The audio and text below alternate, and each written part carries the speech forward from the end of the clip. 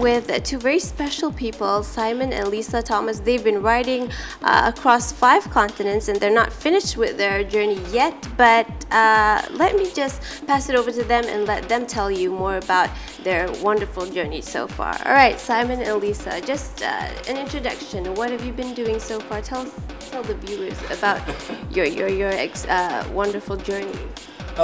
Thank you. Good morning. Well, our journey started off in 2003, and we had a very simple idea to spend 18 months, just 18 months living an extraordinary life, traveling to 122 countries around the world.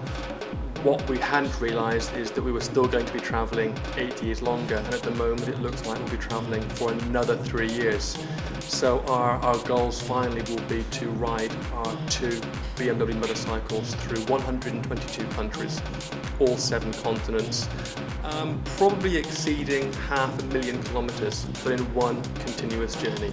Not going back to the UK, not stopping in any one place for too long. It's a challenge, but a great one. I'm not too sure we even contemplated the possibility of having 8 years on the road. It was just a short career break. Lots of people think about that, with just having a temporary break from their usual lives, get their sanity back maybe before they start a family, etc. And then going back to their normal lives. That was our intention. But we never returned. If someone had said to you, you're going to be travelling for 8 years around the world, what would you have thought? Are you crazy? Why would I want to do that? I've got a lovely home, I've got, a good job, no, there's no way we thought about that. I don't think any real sane person thinks 8 years. 2, well, maybe. Nobody has the money to do it. We don't. We have to try and generate funds as we go, and that's very, very difficult when you're not in any one place and don't have normal lines of communication, regular email. We don't have cell phones. We have no satellite phones. So no, but life is full of surprises. I don't think families were totally surprised. We had one particular year that was a turnaround year. I had a successful career in marketing and sales and business. Lisa had gone back to university, had come out with a first-class honours degree in computing. However, in one particular year, my mother was told that she had cancer.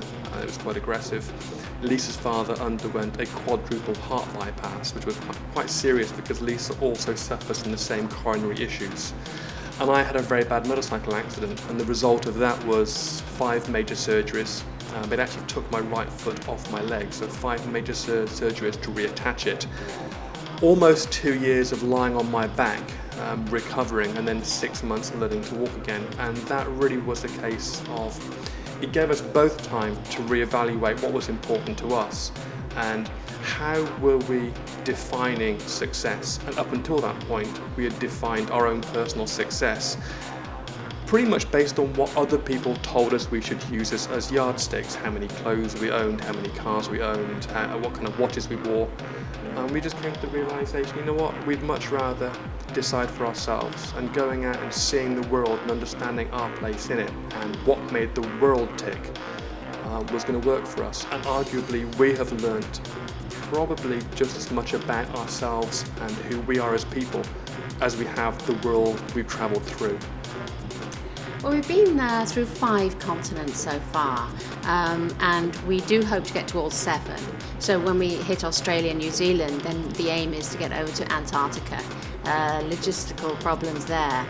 So the aim is all 7, but so far 5. The countries, well, Malaysia is our 73rd country that we've visited.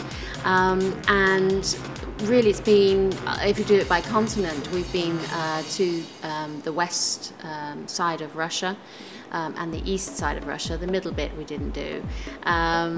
Most of Africa, apart from the northeastern section, all of South America, all of Central America, North America. We didn't manage to get up to Alaska because we missed that season. It's only about 6 weeks that's good to travel in, so our intention is to go back and do that. Coming over from Mongolia, the Stans, Iran, India. So we're really on the countdown now. We only have about 49 countries left to visit? At the moment we have around 352,000 kilometres in total, and we're estimating that around 65% of that is off-road. Naturally, riding 300 kilo off-road bikes, you do tend to fall no matter how competent a rider you are. Yeah, so apart from the obvious falls, one of the most grueling rides we had, we were attempting a ride from Manaus, a city in the Amazon jungle, south. It hadn't been ridden by big bikes before. We wanted to be the first. We thought we were up to the challenge. We were, but sadly on the morning of the second day, a bridge that we were using to cross a large river simply broke. I fell 3 feet, and the result was I was unconscious for about 30 minutes. It was another 5 hours to get 3 meters. Not 3 feet, you're getting 10 feet. I am 3 meters. It was much more dramatic than 3 feet. The result was I was paralysed on my left-hand side. I was blind in my right eye. It took us 4 days to repair the bike. We then had to ride the bikes another 3 weeks to find hospital care, and then they gave us the diagnosis, and they said, well, when did the accident happen? And I explained in Portuguese. It was in Brazil at the time, and the result was, after x-rays and scans, that I'd broken my neck in 2 places and it was dislocated. And they said, you shouldn't be alive, let alone have managed to ride 3 weeks. But the reality is that when you're in that situation, you only have 2 choices. You can sit down and die, or you can get up and keep going until you can't keep going anymore. And so it wasn't a brave choice, it was the only option. But if it wasn't for Lisa, I don't think I'd be here talking to you now. She was the one that pulled me through. Every time I passed out, would help pick the bike up, drag me to my feet, give me the occasional slap, just to keep me conscious and going, and was a motivating force to keep us going when I was at very low ebb. It was the option of giving you the slap that kept me going, yeah. Yeah. You did a smile a lot when you did that, it's true. But it was very arduous, but you know, I wouldn't want to do it again. But when we look back on it, I think it was one of those times where I look back and I feel incredibly proud that we survived that and got through that. And again, we certainly grew as people and learned that we had far greater depths of reserve, of mental and physical strength than either of us ever imagined. But I wouldn't choose to do it again. Yes, we love deserts, which sounds very strange to a lot of people. We've actually crossed 17 deserts so far. And I'm really excited about the possibility of crossing Australia. Our intention is to go straight the way down through the middle. I know it's going to be tough, but we like tough things. That's why you married me. Wow. Yeah, actually, this is my wife's trip. I'm just following her, pretty much. I pick the bikes up, do all the menial stuff. It has been amazing, yeah. I was always told by my family, oh, once you hit Malaysia, you'll just be bowled over by the people, the culture. And we're like, yeah, that sounds good, that sounds good. Because you know, you read about different countries, but it's not until you cross that border and enter the country. And it was amazing. And well, how about we were both taken back.